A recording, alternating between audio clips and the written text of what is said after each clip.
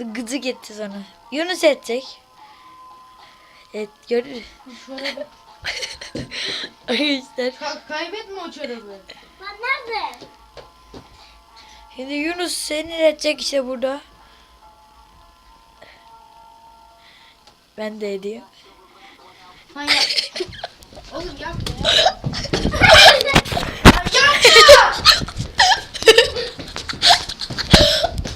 Yapma yapma. Ya vurma sakın. Ah!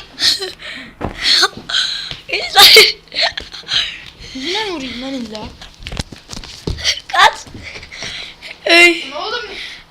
Ben çorabı kaybedeceğim. Aa çok güzel var. Arkadaşlar. Ha yeter ya yeter ya. Arkadaşlar. Çok sinirlendi. Çok güzeldi. Çok sinirlendi arkadaşlar. Görüşmek üzere. Bay bay. Bir de ona